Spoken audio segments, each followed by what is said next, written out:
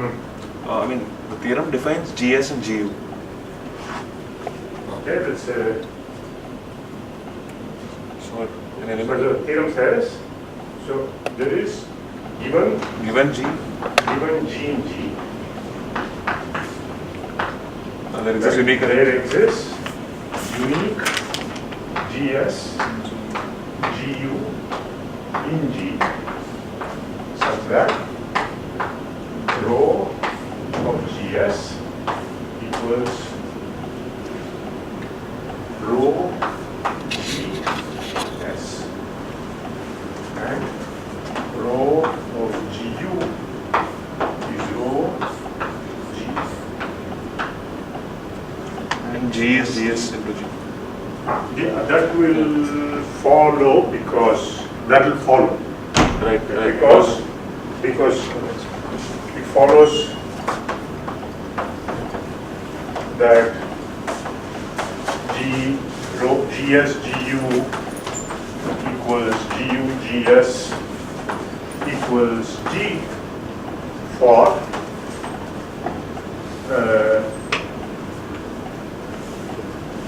since rho is a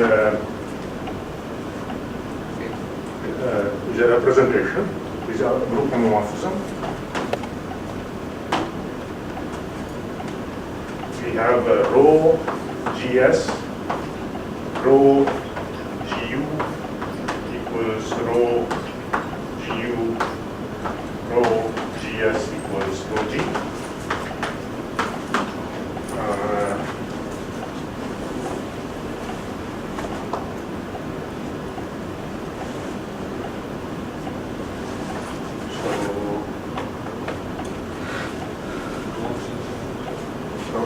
So I want to prove, say this is equal to this. So it means, so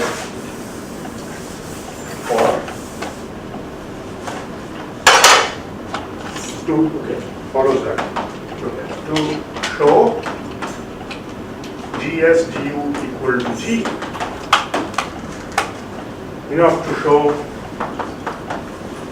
rho of GS GU equals rho of G, because rho is faithful. Okay? And then, so it's enough to show this, and again, enough to show rho GS, rho GU equals rho G, because rho is a homomorphism. Group homomorphism from G into the group of algebra automorphisms of KG.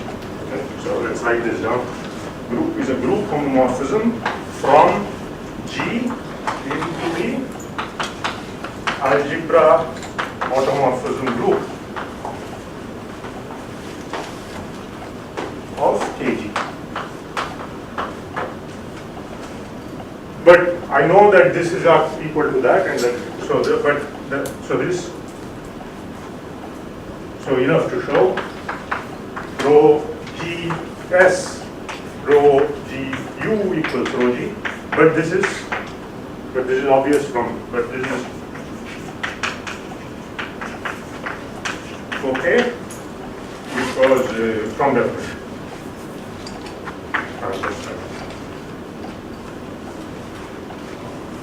When you say rho G S, so that so you take finite dimensional subspaces and okay. define. So in this, so what do we mean by this? What do we mean by this? Right. So let's understand that. So in this, rho is the representation, the right regular representation of G on Kg. Okay, and it has been shown in the previous lemma that this is Kg is actually the locally finite module for G. Okay, so okay, and what it is saying is, given G, these two first of all exist. This one. So in this statement, it is understood that these we understand from before, and then it is asserting the existence of GS and DUs in the group with this property. Now question is, what is rho GS? What do we mean by rho GS? So rho G is in end, is a locally finite endomorphism. I mean, it is also an algebra automorphism, but that's not relevant for this K endomorphism of KG. Make sense? KG is an vector space of infinite dimension over K. Possibly infinite dimension. There are some trivial cases where it could be of finite dimension. So what does it mean to be a locally finite K endomorphism? It's a linear map of that infinite dimensional vector space, such that any vector is contained in a finite dimensional vector subvector space, which is invariant under, which is left not pointwise invariant, but the whole thing being left stable under this endomorphism. Okay? So then we can define. So claim is a locally finite. So to define rho GS, okay, enough to define, so given V in Kg, I use V because I'm thinking of it as a vector space. Okay, given V in, choose V finite dimensional subspace of Kg such that rho G of V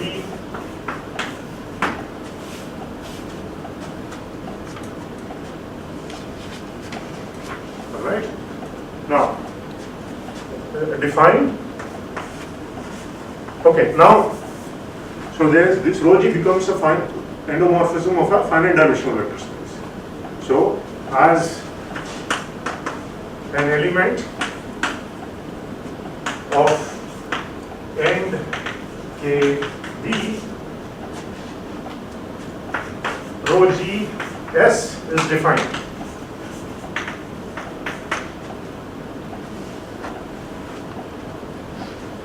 So what we are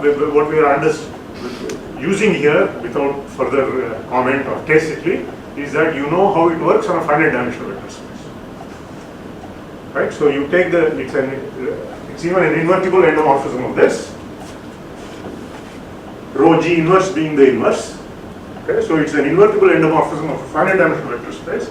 So you know its decomposition into semi-simple and unipotent parts. Okay? Now you define rho GSP is equal to this. Okay, so this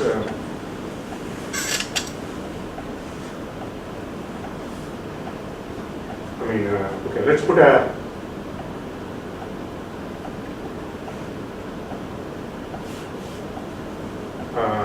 V, right, so is equal to rho G. So this is the definition. S V acting on V. So that will obviously belong to V. So this I know. I have chosen this. So I define it to be this acting on that element V, which will be another element of this vector space V. Okay. So this is the definition, but the problem with this definition is that it involves a choice of V.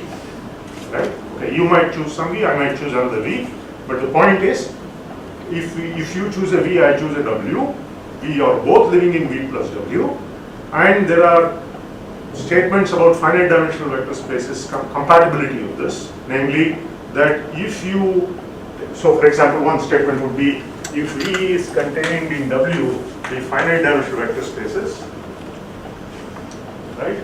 and so G is an element of G and W such that GV is equal to V.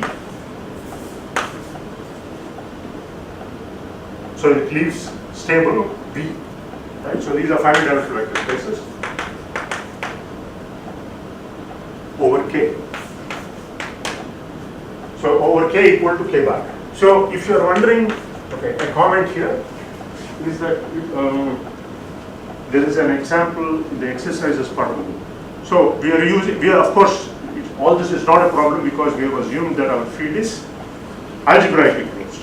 You might wonder, and legitimately so, whether for some of these more elementary statements, any, the algebraic closure is really necessary or not. Okay, suppose I give you a vector space and a linear automorphism of a finite dimensional vector space over any field. Can I get a semi-simple and unipotent into semi-simple and unipotent parts? The answer is that you need a perfect field.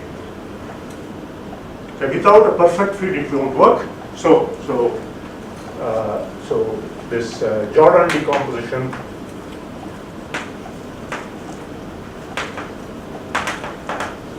exists for perfect fields.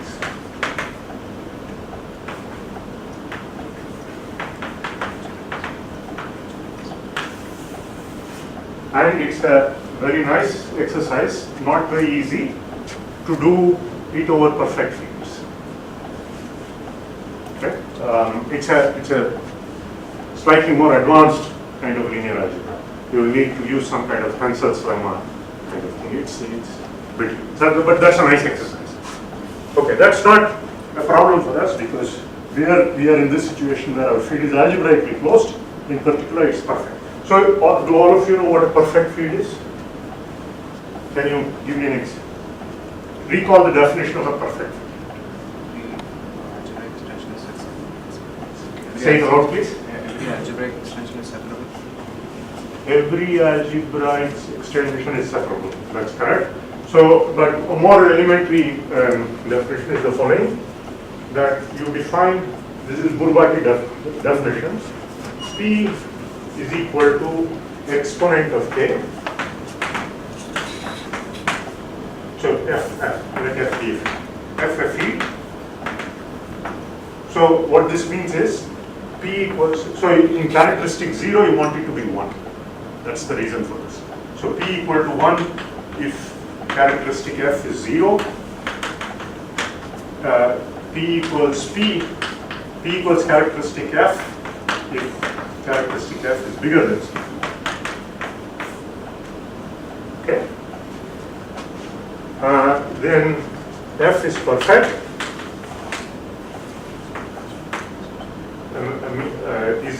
This is a definition. F E equals. So you can check that F upper P, which consists of all.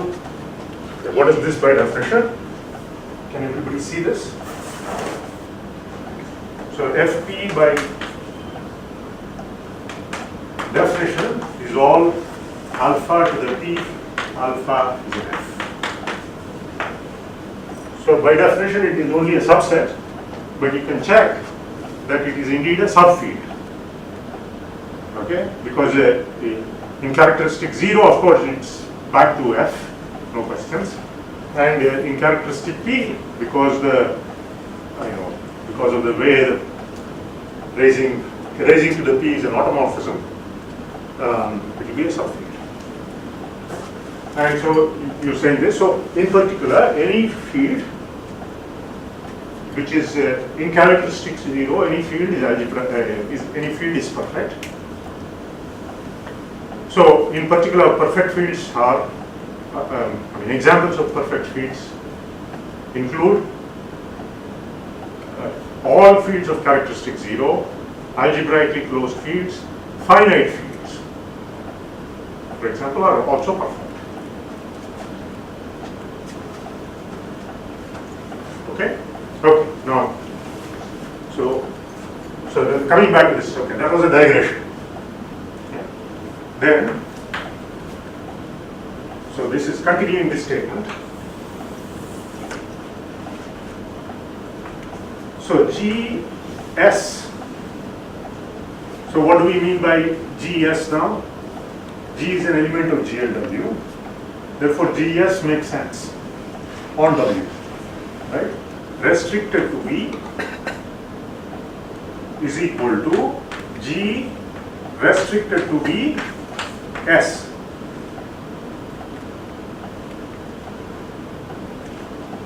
Right? And similarly for U.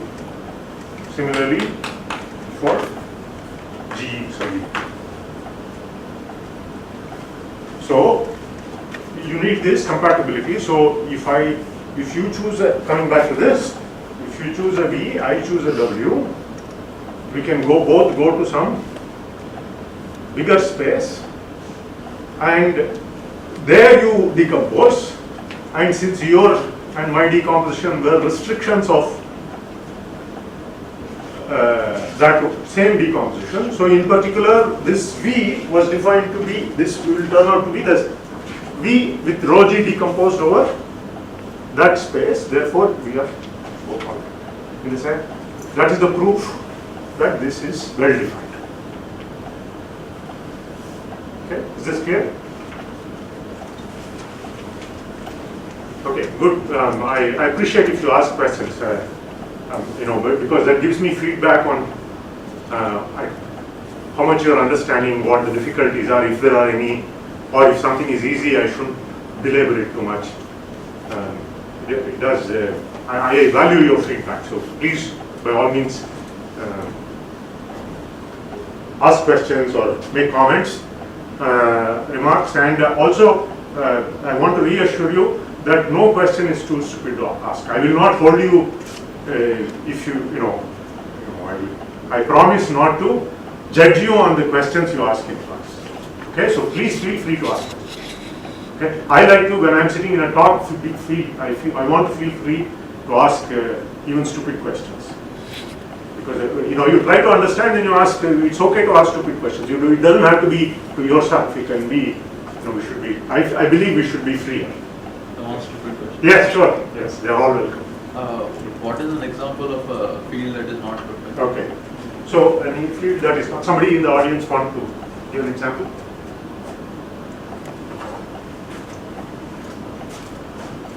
So you can't take characteristic zero fields. Yeah. So you have to be characteristic field. You can't take finite fields. Periodic. Well, okay, we don't need to go that far.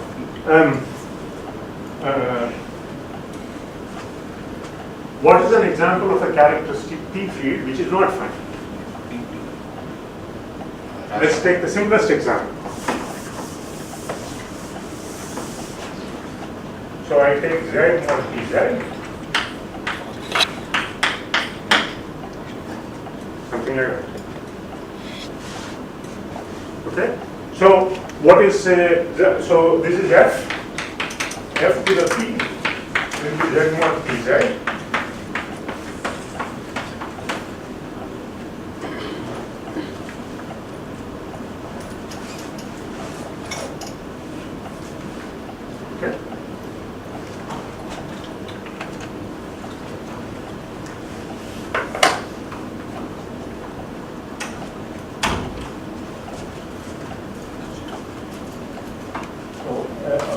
Example of a non-perfect field.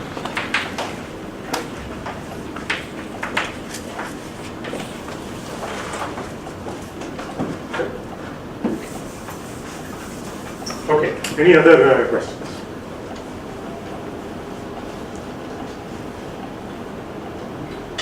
Okay, so can we take it that Jordan decomposition has done? Okay, there are some details I may have not done in class. Some details are done in the book, some are not done in the book. The part, for example, that restricted to every finite dimensional piece, this rho G is actually a rational representation. I don't think the book also does this. Okay, but I hope the statements are clear and the proofs. I mean, maybe in the beginning, even with a little difficulty, you are able to give a proof. right? Or at least if a proof is given, then you are able to follow it line by line. Okay, and I'm sure in a short while, just with a little more experience, you will be able to nod your heads and decide whether some proofs you can actually provide, or whether there is a point that you know that something that you need to understand a little more deeply. Okay.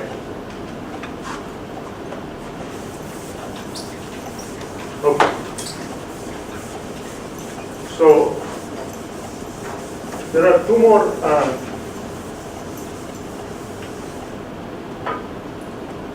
So as I was saying, so look, this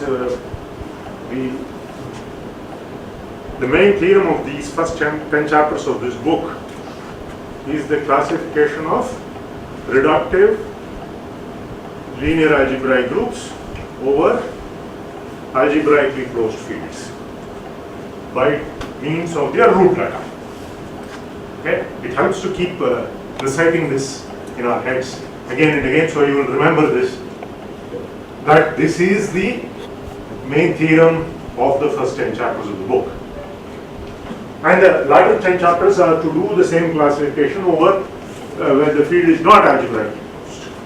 Okay? That's also another bit of understanding that we should have. But as I promised, and I hope it is already evident that that is the case, that particularly because we are not going to be doing the 10 chapters, so we are not going to be doing the main theorem. So when you are not going to do the main theorem, you might ask, what is the point? Right? Of course, you might say, okay, I'll finish the main theorem next semester. Sometimes you have to do it.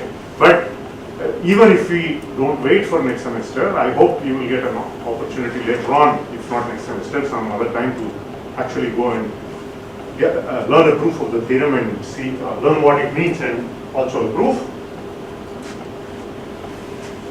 There are important things on the way which are of significance and independent interest. Okay, like for example 1.9.5. Okay, that's an algebraic geometric statement which is very nice, and in terms of exposition, such a fact is not highlighted in an algebraic geometry course. I am willing to bet that if you attended an algebraic geometry course and you ask such a question to the students, they would likely not know how to react, because that is not highlighted. So one of the advantages of this course, or this studying linear algebraic groups without having perhaps even a real exposure to algebraic geometry, is that it is an occasion to learn some specific aspects of algebraic geometry rather in a deep way which you would not do, which the context highlights. Okay, I am not claiming that this involves all kind of algebraic geometry. So for example, projective, we are not going to do projective geometry at all. We are barely going to touch upon it. Okay, but certain things that are important here, which are rather very basic facts about algebraic varieties and morphisms between them, are not brought to, it gives us occasion to focus on them and learn them. Okay? So, and also there are group theoretic aspects, there are linear algebraic aspects, like so. And if you are willing to do a little more work, it can be a highly non-trivial course. For example, if you try to do it over perfect fields, then it's a non-trivial theorem in linear algebra to see that decomposition is done over perfect fields. Okay? Okay. Now, today we are going to do two more of these. At least, here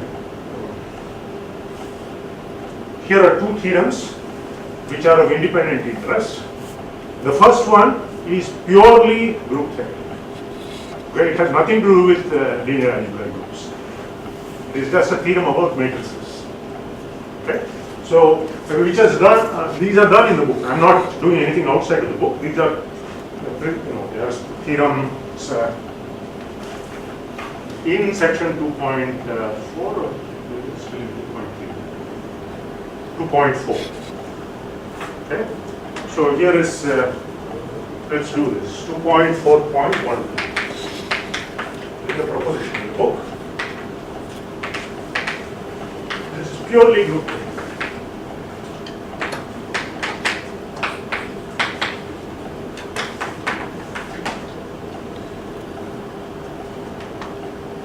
And in fact,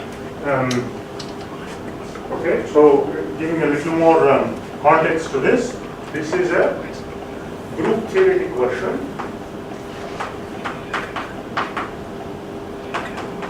of Engel's theorem. So you can call it a group theoretic Engel. So Engel's theorem is one of the basic theorems one learns about if you study Lie algebras. Okay? If you have not seen Lie algebras, never mind. You can use this, you can learn this, and then think of that as a Lie algebraic Engel. Okay? So it says the following. It's a very beautiful statement. So let G be a subgroup of GLN.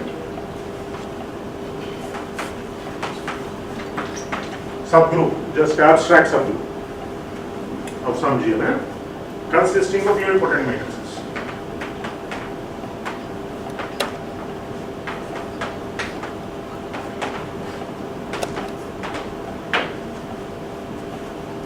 Then there is X in GLN such that XG X inverse is contained in UN. So this is by definition upper triangular.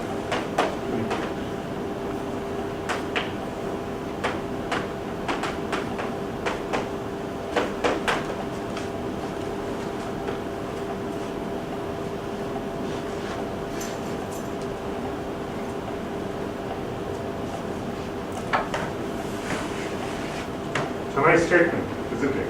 So what it says is, suppose GLN consists of unipotent matrices, meaning those matrices are of the form that I can choose a basis such that each one of them with respect to that particular basis is 1, 1, 1, 1 on the diagonal and otherwise upper triangle. See, this means that,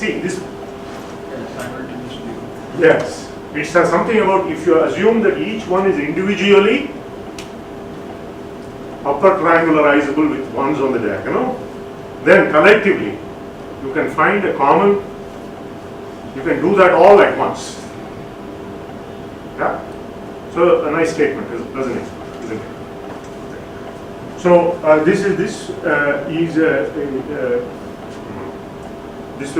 the reason why it is there is it occurs again and again in the, if you want to study linear algebraic groups and their actions, it does come up. Okay, so I repeat, this is a purely group theoretic statement. Okay, so you can study this without any worry about not having understood whatever has happened before. Okay, on the other hand, it takes as ingredients some non-trivial facts from group theory, which we will recall. Okay. So let's see. So reformulation. Let me reformulate.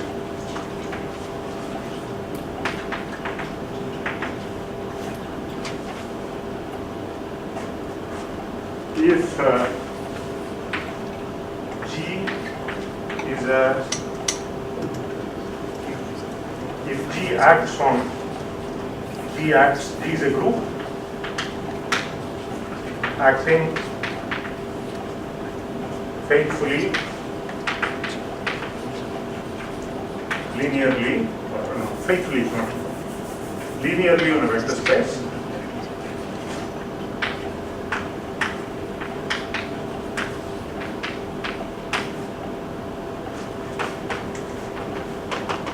finite dimension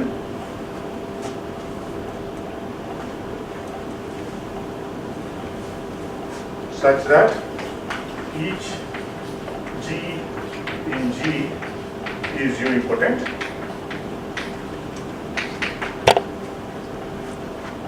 then there exists V in V such that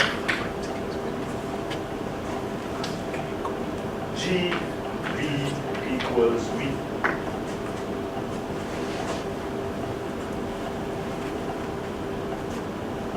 There exists an element such that every element of the group acts trivially on that end, meaning fixes that end. What does G and G being unipotent mean? In the group, an element is unipotent? Okay, so that means, recall what this means. This means G minus 1 is nilpotent. This means, Oh, yeah, there's a one. yeah, G minus identity is nilpotent.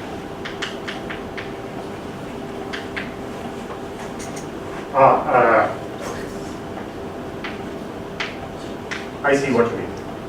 Okay? So you are right. So that's a better way of saying. Thanks. Correct.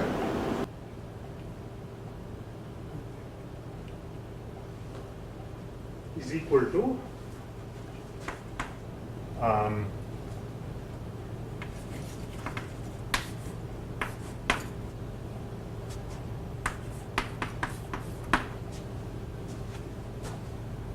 right?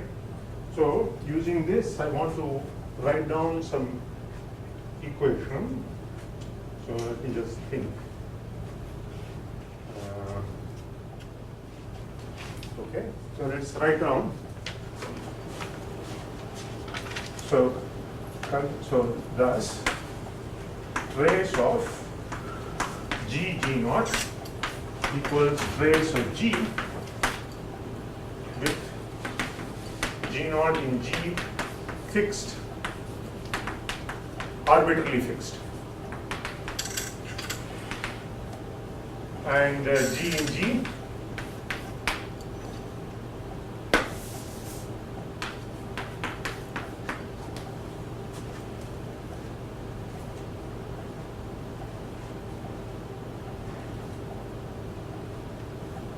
right?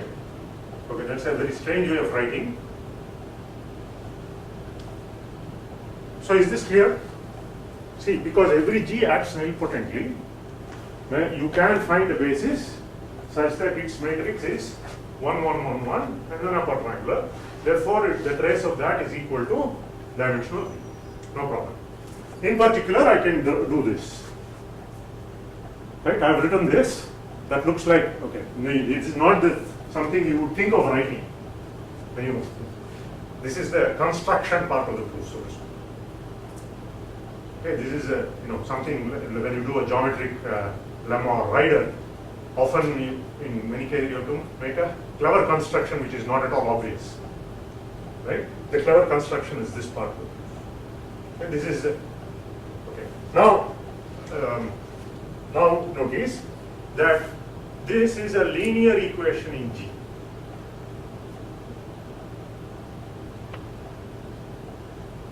Okay, so this is a linear equation. So this is a linear equation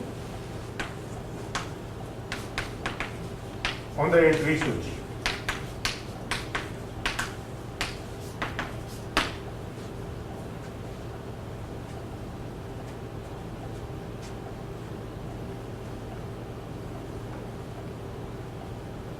So if I think of G as a set of variables,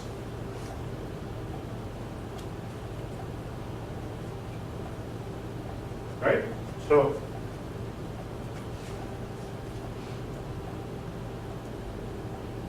this is all right. It's a linear equation in the entries. Now,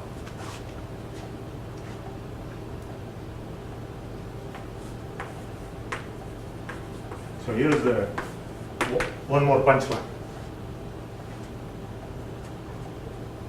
Have you heard of Burnside's theorem in group representation theory? No? Have you heard of Schur's lemma? They've assumed it is simple.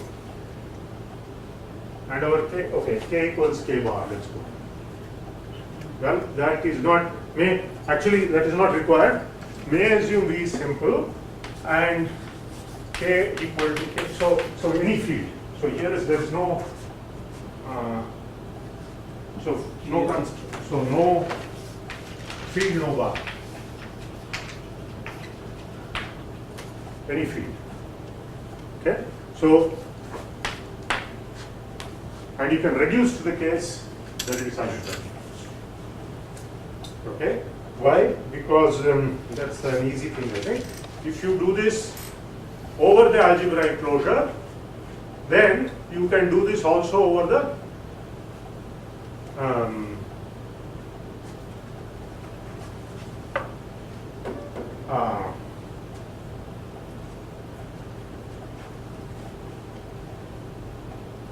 if I prove this over the algebraic closure, then it will follow that you can do this over the field as well. So let me see this, how to see. This is the usual thing that if you can solve a linear equation that has a solution, if you have a system of linear equations living in some field, and if you can solve that equation, set of equations somewhere, then you can solve it in the underlying field itself. Okay, it's one of those things. In any case, it's something simple. So this is I leave it to you for you to check this. So now k equal to k bar and V is simple, that is it's an irreducible representation. So what does, for example, Schur's lemma tell you? That every something that commutes with all elements of the group is a scalar. The only thing, so this is only if it's algebraically closed, which we have now assumed. Okay, we have reduced to that thing. So, so the statement of Schur's lemma, one version of Schur's lemma, is that if you have a irreducible representation of a group on a finite dimensional vector space over an algebraically closed field, then the only linear endomorphisms of V that commute with all elements of the group are the scalars. Okay? There is nothing that is not a multiplication by, that is not a homothety, as the phrase goes, which commutes with all elements of G. Okay? So there are more advanced versions of this. Okay? Burnside is one of them. You can think of that as a generalization. Okay? It says, it's the following beautiful statement. It says that, look here, I take all these elements of G, right? I mean, even a finite group. Let's just think of a finite group.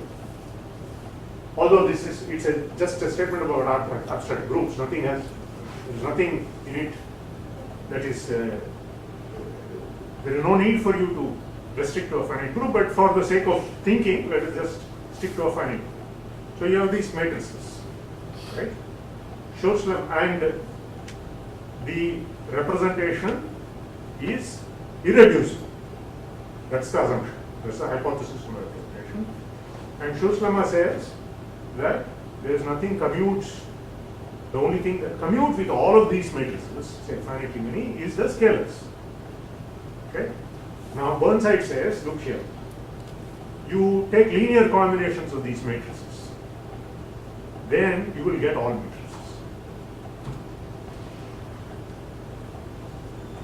From which Schur's lemma would be obvious, because what commutes with all matrices is only the scalars. Okay, so but that's what Burnside says. It says so. G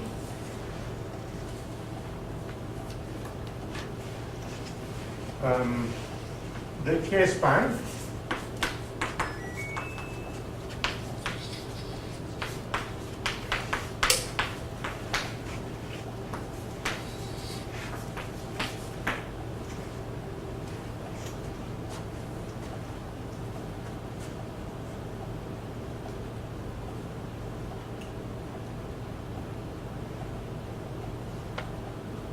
nice statement, right? take the K span, and if that will give a projection, and if that is not the entire thing, will the proof is something like that? The proof is actually, I must admit I don't know of Burnside's original proof. The proof that I know is that it is a corollary of the Jacobson density. So it's a density thing, which itself is rather how to say? It's like Schur's lemma. It's one of those formal statements. Okay, so the way I would like to think about this is that is in terms of it's a density statement, and get it as a corollary of the Jacobson density. Okay. In any case, this is the statement is clear, right? If I have a irreducible representation or simple representation, and that's the same thing over an algebraically closed field, you have this. Okay. So you might want to look up a proof of this in some Burnside's original proof or some other proof of this statement. That is K span of G such that G plus G. It is K span of G. K span of G, I'm thinking of G as matrices.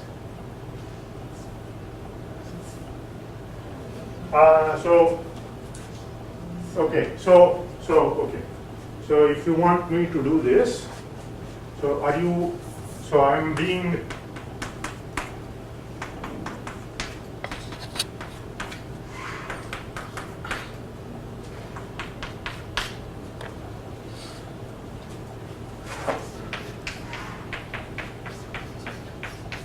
sorry, I'm used to abusing notation so much. Is this okay?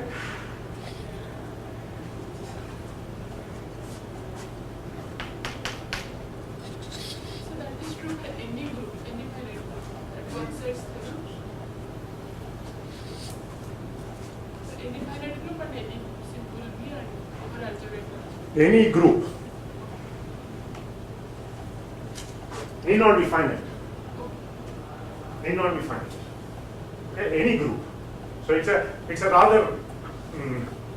Although I don't know how Burnside's original version is, it's an abstract. So if you have an irreducible representation of an abstract group on a finite dimensional vector space, and the underlying field is algebraically closed, then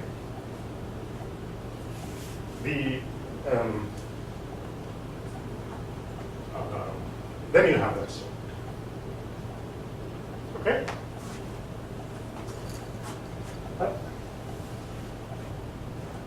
Okay, so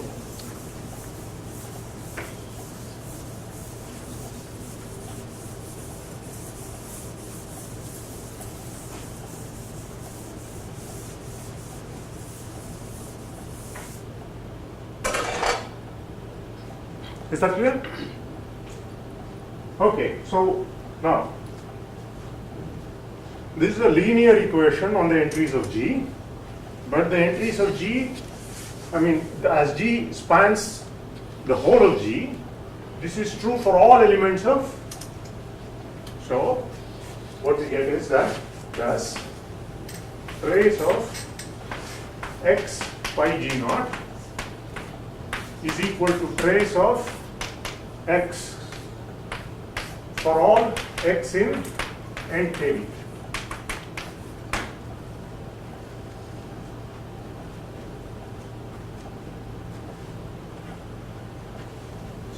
This is so any x I can write it as a linear combination of these pi g's. Okay, and so I can just take the linear combination, and since trace everything is linear, you can just do this. Okay. Now what does that mean? That means I claim pi g naught must be equal to 1 because trace is a non-degenerate bilinear form. So recall x comma y going to trace of xy is a non-degenerate symmetric bilinear form.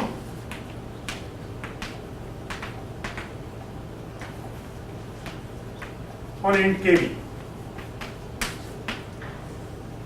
for any finite dimensional vector space over any field. Okay, thus pi g naught equals identity. Okay, so what we have proved that is that any simple representation of a group, and if the group acts unipotently, must be the trivial representation. That's what we have. Okay, so all the, or in other words, every pi g naught occurs identity, but g naught was arbitrary. So I erased this part. This was arbitrary but fixed. So here I fix for any g naught, I repeat the argument, and I get this is true for all g naught. So must be, but since g naught can be arbitrarily chosen, can be arbitrarily fixed,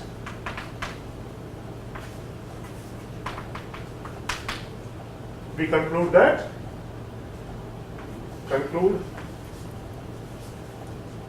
pi of pi from G to G and V is the constant map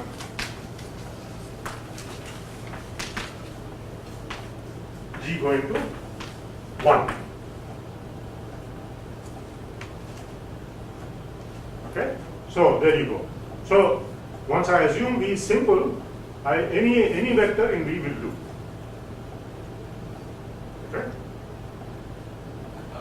For that, trace xy is a non-degenerate symmetric. So for real or complex, we can just take x transpose or x star. I mean, from there I can see that it is. It is faithful because it's star x. Yeah. In general, what you can do is for the vector Eij, I can take Ej out.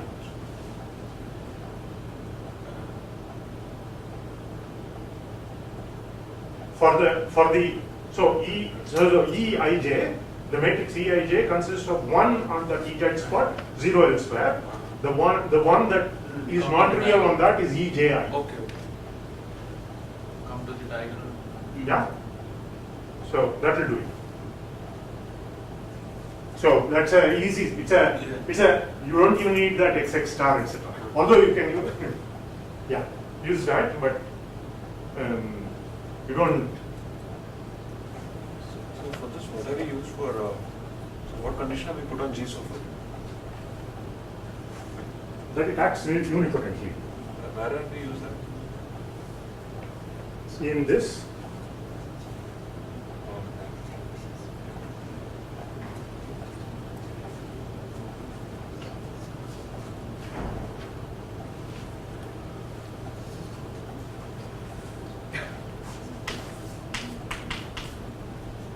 Right?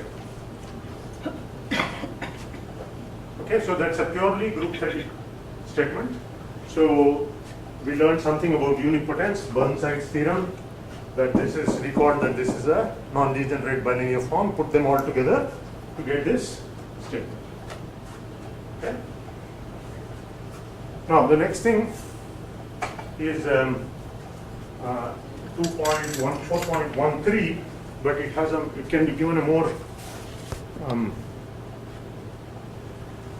okay, so corollary. So let me state the corollary.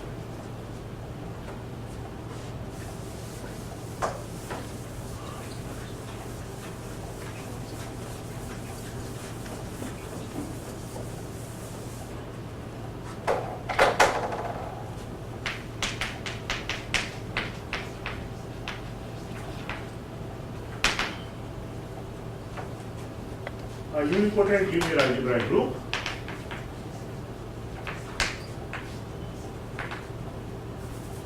I'll use E. Is nilpotent, hence form.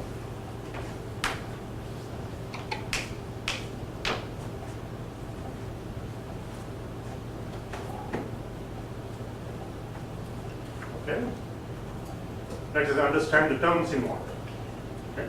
What do we mean by a unipotent linear algebraic group. So here, LAG, a linear algebraic group, is unipotent if each of its elements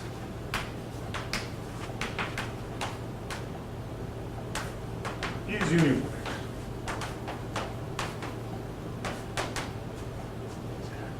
What do we mean by that?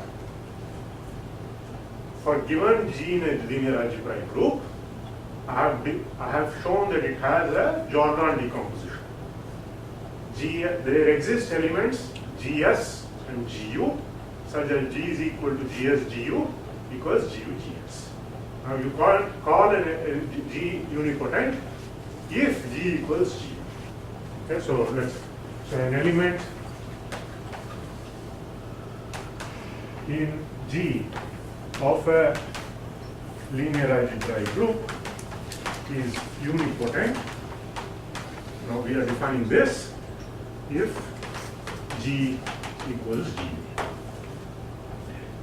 where G equals GS GU equals GU GS is its Jordan decomposition.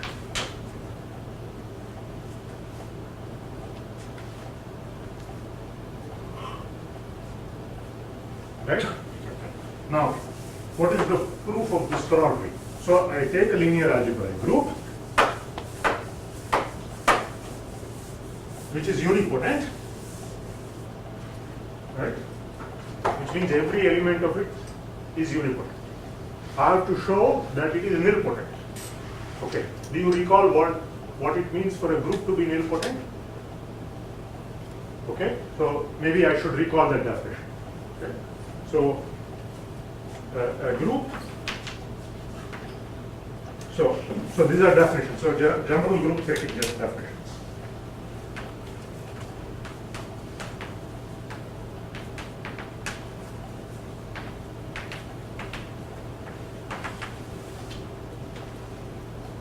Okay, so G be a group. Abstract group.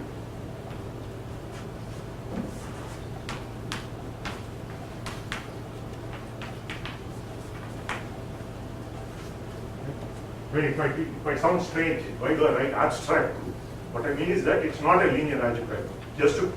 Just to distinguish it from the context, we keep writing abstract group. GB an abstract group. So commutator subgroup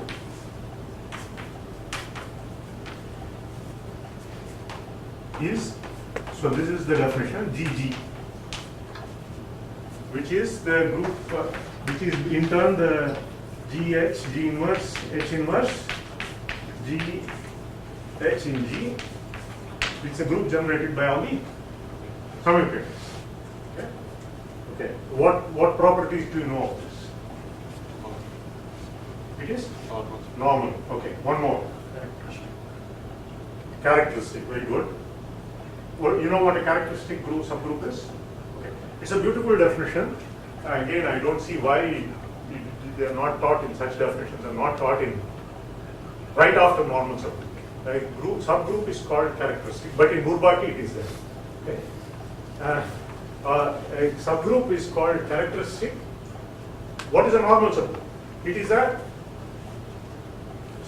subgroup which is invariant under inner automorphisms.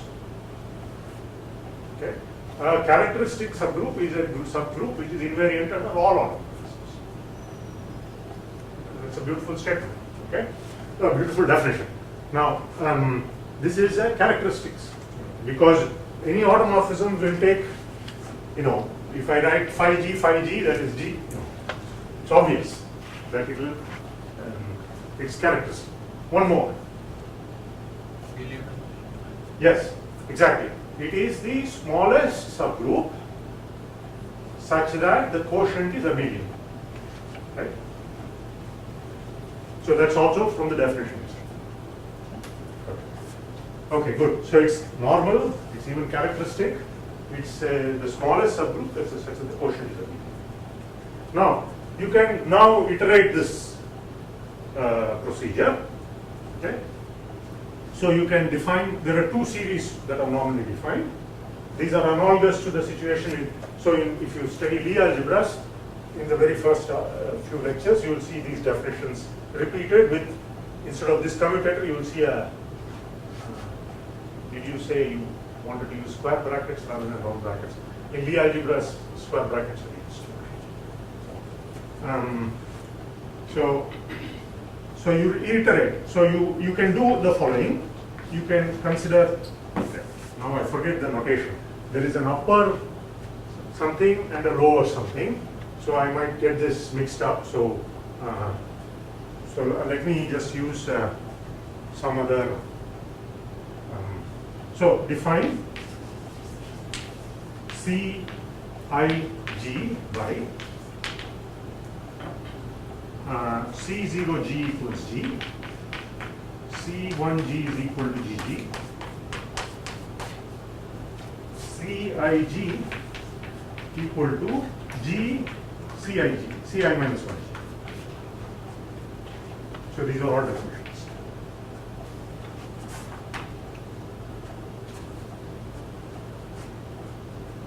Right? Then we have a sequence of characteristic subgroups. So you can see that if two subgroups are characteristic and I take the commutator of those two, that's also a characteristic subgroup. That's easy to see. So a sequence of characteristic subgroups.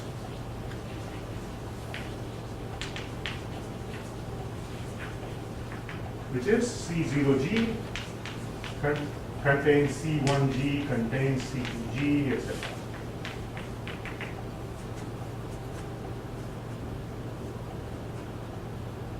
Okay. Now G is called nilpotent. Let's do one more. That's one series. So define Big, and I'm sure I'm getting the indices wrong because somehow I'm not sure if this should be called C1g or C0g.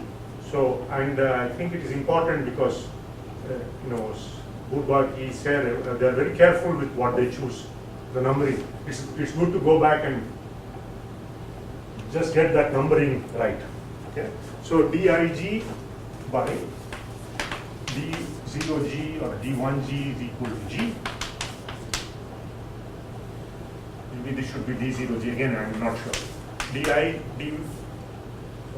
me write D0g equals G, D1g is equal to DG, D2g or Dig is equal to Di minus 1g, Di minus 1g. So the difference is in this definition. Here I put G, Ci minus 1g, there I put Di minus 1g, Di minus 1g. Okay? So this will be strictly smaller than this sequence. Okay? So clearly Dig contains Cij.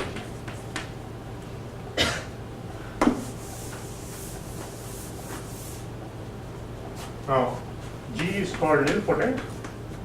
G is nilpotent if respectively solvable. I'll write it in the next one. If Cij is equal to trivial group for some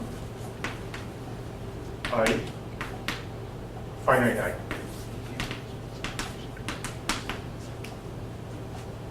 Which means there is an integer I such that Cij becomes identity. Shouldn't that be the other way around? Cij Isn't Dig smaller than C?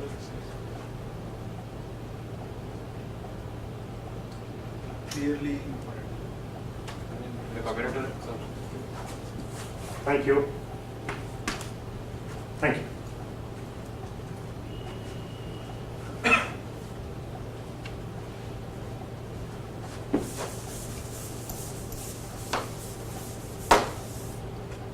and so dot solvable if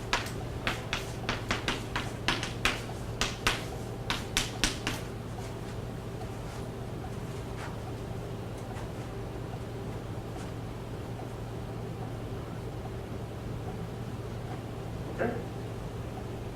So in particular, which implies which?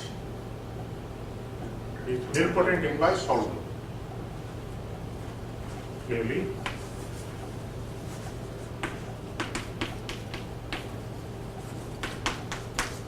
And the other exercise for you to do, which in fact is the proof of the corollary is based on that, is that if you take the upper triangular matrices with ones on the diagonal, so example, let's give two examples.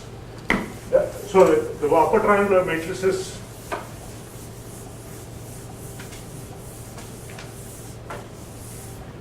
so examples that are very relevant for us, following. So UN is equal to n cross n invertible upper triangular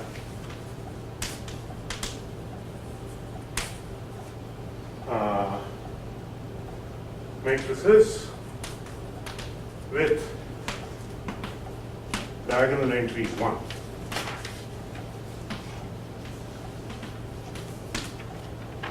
Right, that is, and I don't know, what does the book use TN or TN maybe for this, right? I let me write BN, okay? Never mind what the book writes.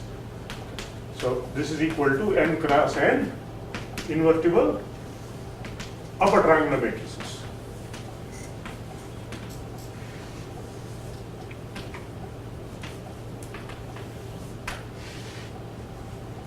Over any field, no restriction on the field. Now we are thinking of these as abstract subgroups. Abstract subgroups of GLN or just abstract groups in their own right. Groups in their own right. So then the statement is observe, and this is an exercise you should do. It's the kind of exercise that in no class is done and every student is expected to do by himself or herself. Is observe UN is nilpotent and BN is solvable.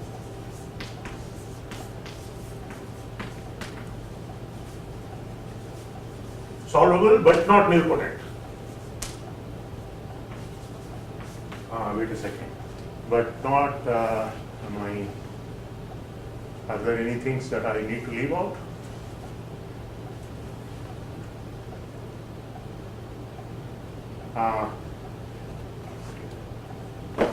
So maybe I need to leave out characters Z mod 2Z, because if I think of Z mod 2Z, only non-zero entry is 1. Therefore, it would have, okay. So, no, but not nilpotent.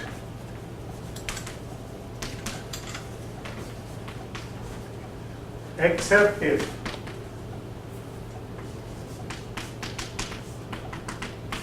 I'll leave that. Okay, one second. So n should be is solvable but not nilpotent for n bigger than or equal to 2. So for n equals 1, it would just be abelian groups. Therefore, it would be trivial. It's just a commutative branch. Okay. So except if, and you can fill out the dots. Okay. Now the proof of this now, after all these definitions, is obvious.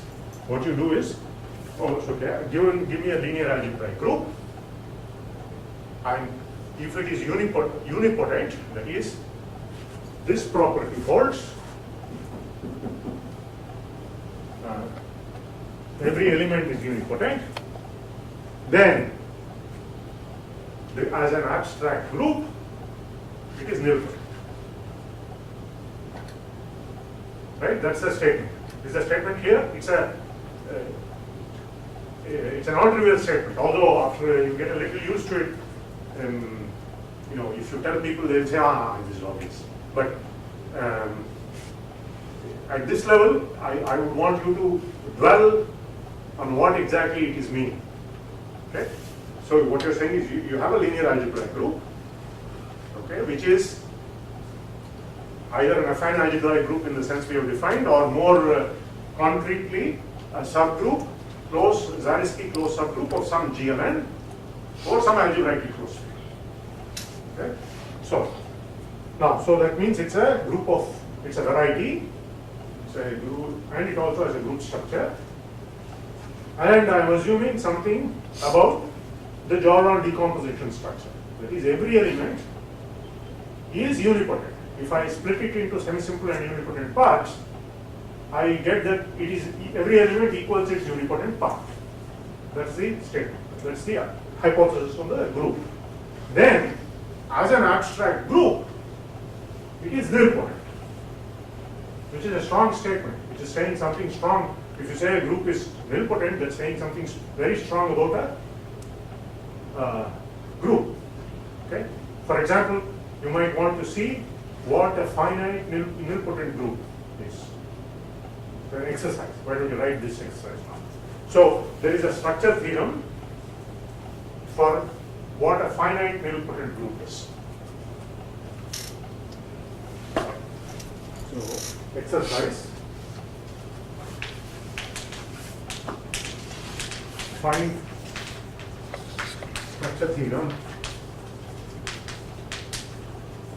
for a finite nilpotent group.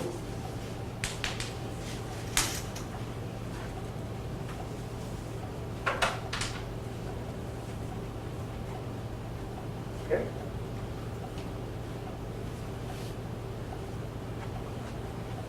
Now, as an abstract group, this is nilpotent. Right? That's the claim. Now, how are we going to prove this? Well, the proof is just put all the things that we have studied today. It's a linear algebraic group. So, I know by the previous theorem in 2.3 that it is the subgroup, closed subgroup of a GLN. So, I choose that. So, proof, I'll write it briefly here. So, now I'll erase.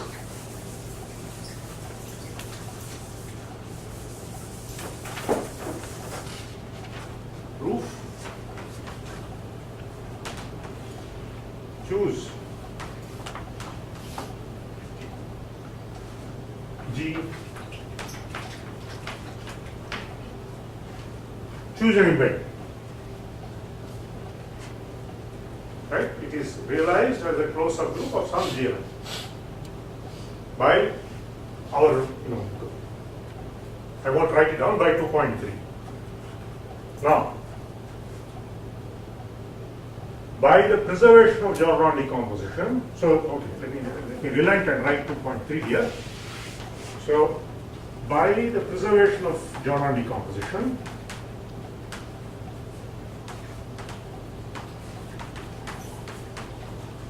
every element here is its own nilpotent part. So, in the image, what does my preservation of Jordan decomposition say? That if I have a homomorphism of linear algebraic groups, then if I take an element here, split it here, or if I take it, and then take the images, or if I take the image first and split it there, the results that I get are the same. So, here I split it, I get only the unipotent part. There is no semi-simple part, is identity. So when I push it, the same thing must happen. Which means when I go here and split it, I see that every element has its semi-simple part is trivial, it's unipotent. Right? Now, third point to remember is that the decomposition in GLN is the same as our old decomposition. See, there were three parts to the Jordan decomposition theorem. One is that it exists and definition. Second, that it is preserved under linear homomorphisms of linear algebraic groups. Third, that for GLN, it is the good old decomposition that we are familiar with. Now we are using all three. Okay. Now, so now it being the same as the good old Jordan decomposition, I know that every element is unipotent, and therefore now by the previous what we just proved, 2.4 point whatever that is. So let's see what group theoretic angle. Okay, it's good to have names because you can't remember 2.4.12, but you can remember group theoretic angle. Okay. So by group theoretic angle, you know that. So by preservation of GD, what do we know? Each G is U, and by the preservation and by the fact that JD Jordan decomposition in GLN as a linear algebraic group is the same as good old JD, right?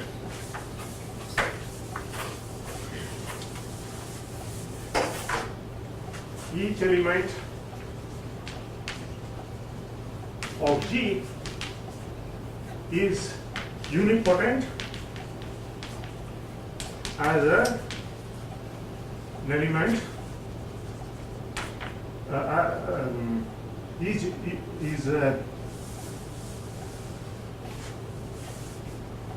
is represented, let me be a little, as a unipotent matrix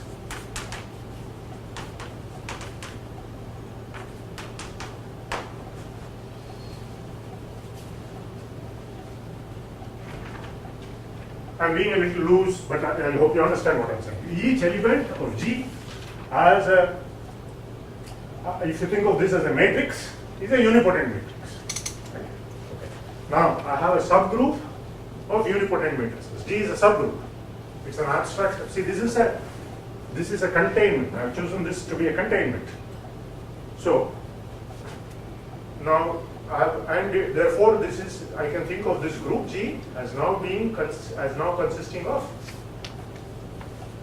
unipotent matrices, and I know that therefore it's a subgroup of UN. Thus, by group theoretic angle, GT angle, G is a subgroup of UN,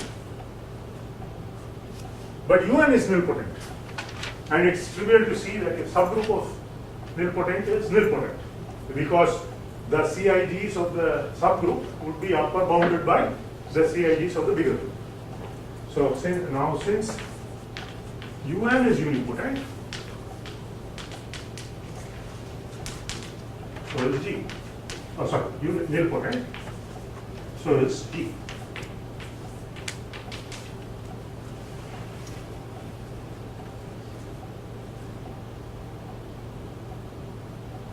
Okay?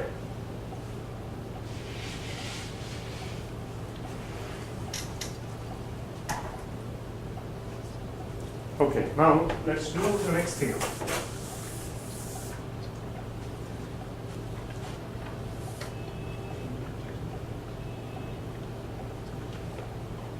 So, any questions?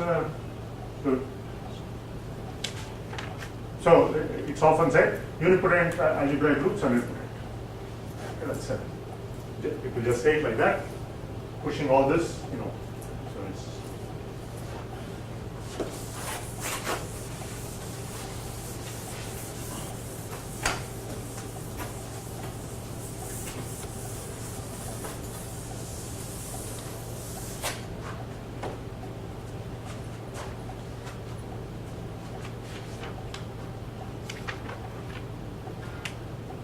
Okay, now let's do 2.1 more thing, is there?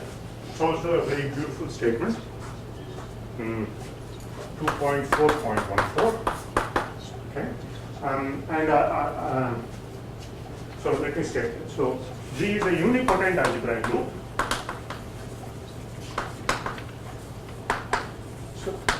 So what is this about? To give context to this, let's recall the closed orbit lemma.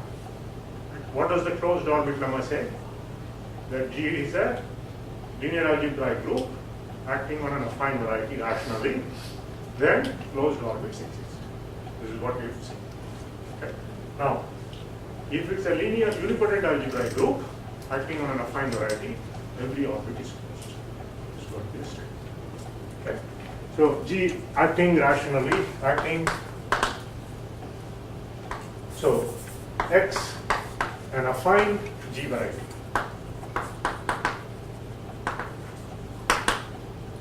Then every G orbit is closed. So it's often unipotent orbits are closed, is what people. Orbits of a unipotent group are closed. Okay. So as is my wont, I would like to give this also a name. Okay, so that we can conveniently refer to it. Sometimes it goes by the name of Kostant-Rosenlicht theorem or lemma. Just let's call it Kostant-Rosenlicht. Okay. That's big names for something quite small, but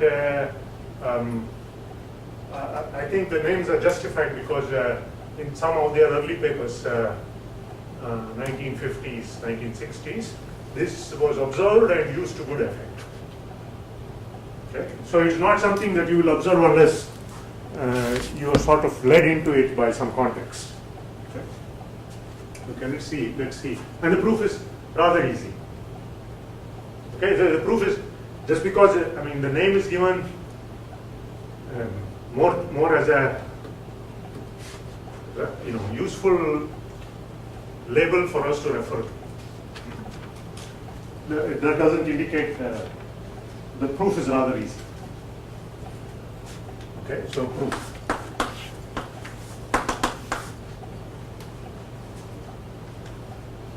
So I want to show every orbit is closed. Let's see.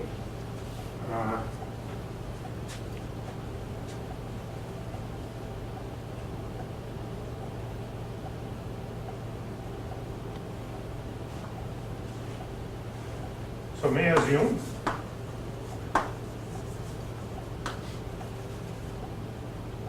or let's say let O be a G orbit.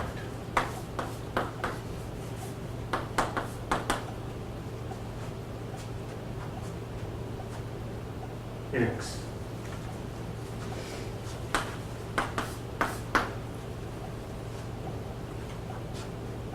Okay. I want to show it's closed. O equal to O bar is what I want to show. Okay. So replace X by O bar.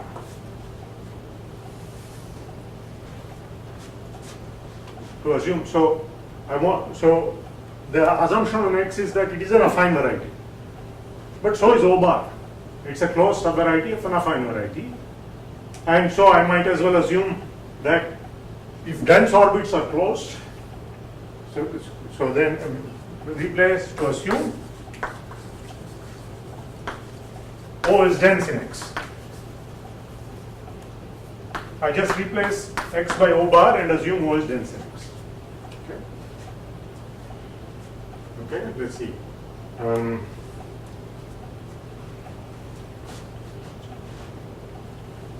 So let's draw a picture. This is very sketchy. So here is my O, and here is O bar. So this is O, this is O bar.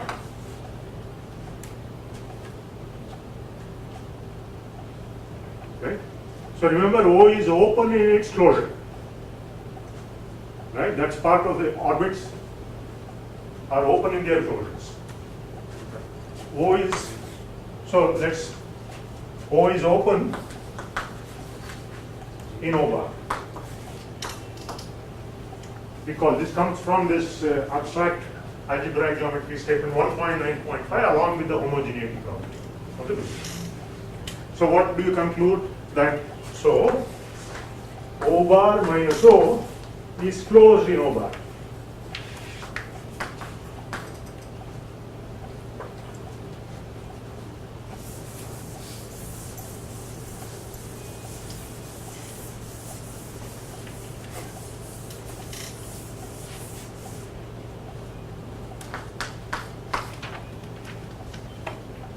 Okay, I might just shift between O bar and X. Okay, so please don't mind the, I mean, to assume O is dense in X or so I will feel free to write X or O bar as. So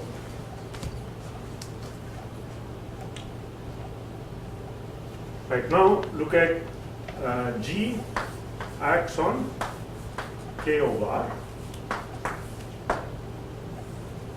So K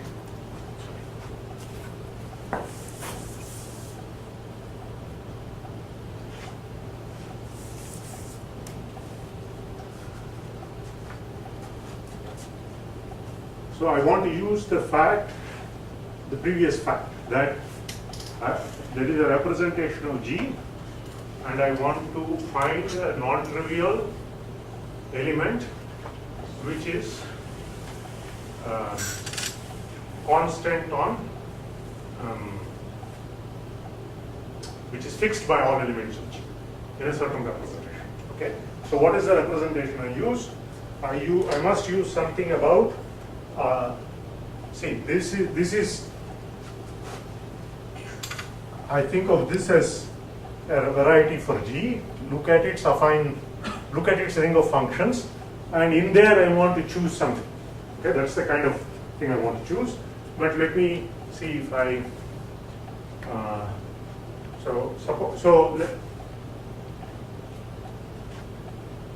Okay. So choose.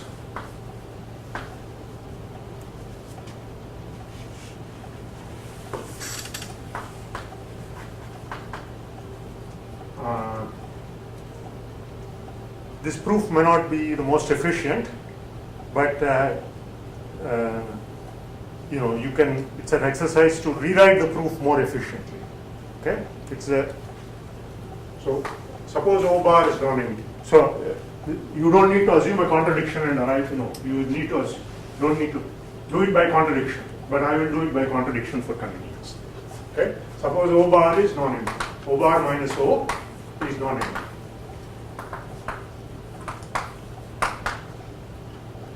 Okay, now what can I do? I can choose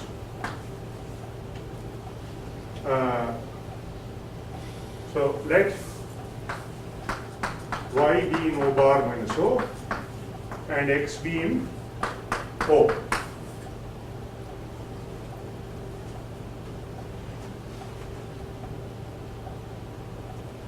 Choose F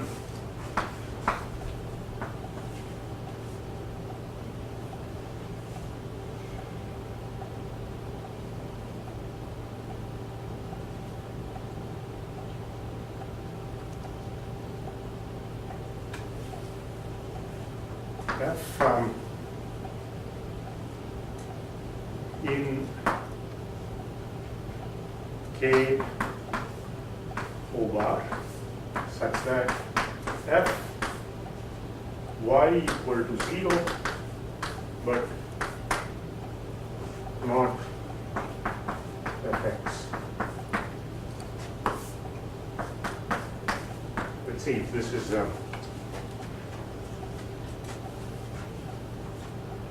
if this will do the job. If not, I will look in my notes.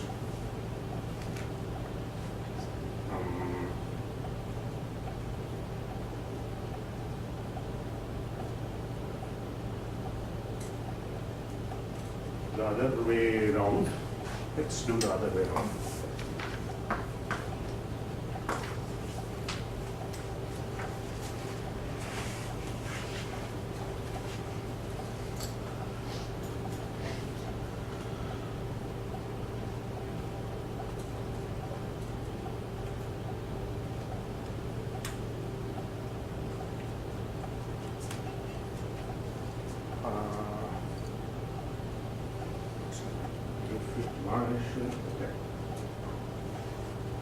Okay, let's see what happens. I just want to proceed and see what happens. So I want to use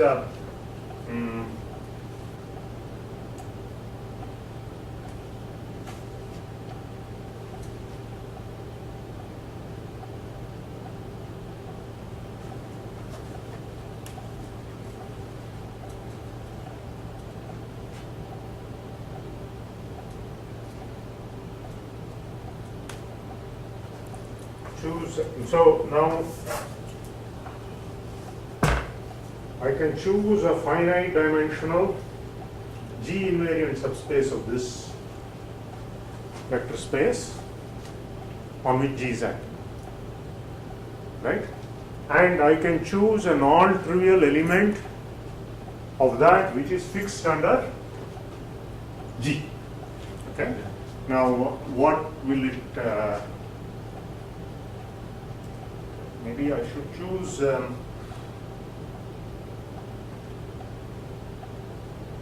Choose it the other way. So this is not.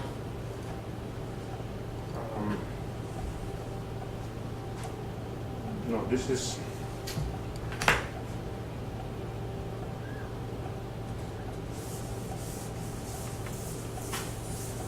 Sorry. Let's take I to be the ideal of O bar minus O in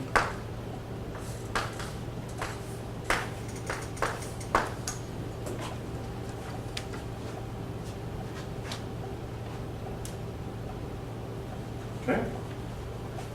Choose F not equal to 0 in I such that GF equal to F. This is by group theoretic angle.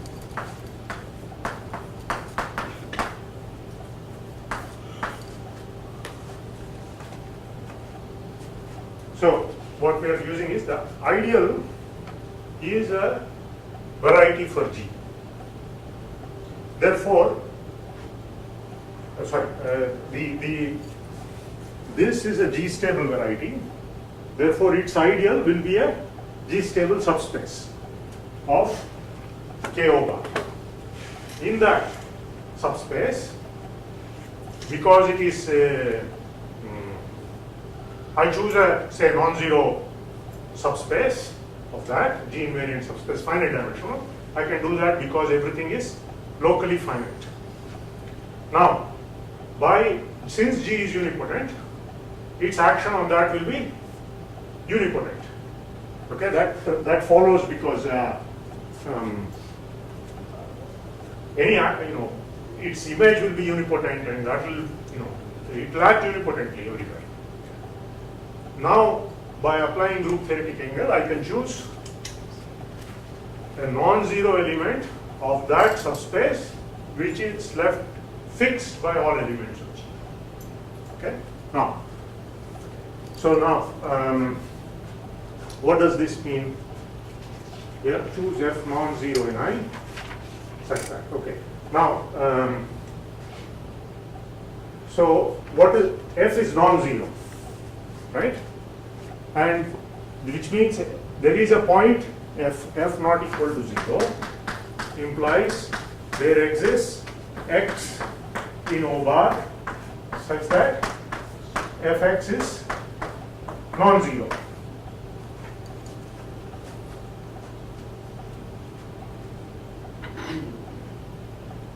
Right? Now this X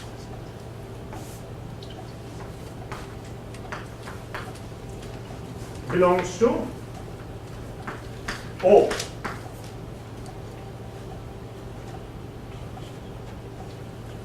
Because F is 0 on O bar minus O.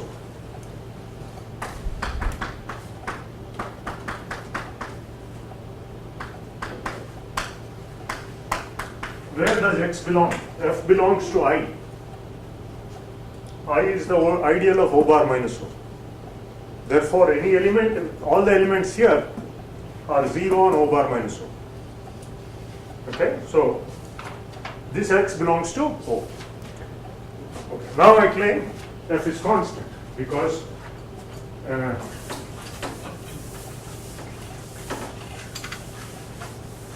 claim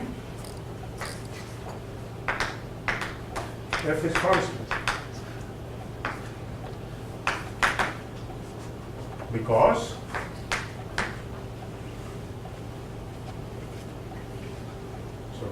in fact F equals F of X on all of O bar. That's the claim. Why? Because I know GF proof equals F for all G, because G it's fixed by all elements of G, which means F of G inverse X equal to F of X for all G. Now X is in O. As I vary G inverse over all elements of G, I get the whole of O. So implies F restricted to O is 0. Oh, sorry, is restricted to is F of X. Is the constant F of X. But O is dense. But O is dense.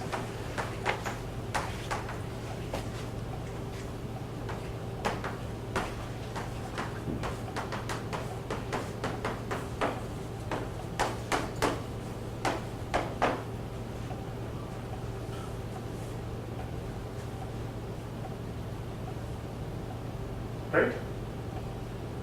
So, what does that mean? If an ideal which vanishes on something is constant, then that something is empty. Since F belongs to I equal to I of O bar minus O, conclude that F O bar minus O is empty, so O equals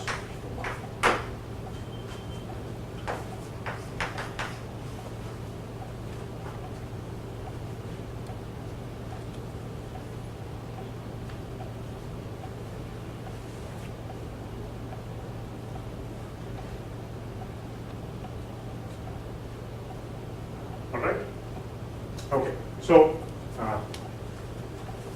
see you on Wednesday next week.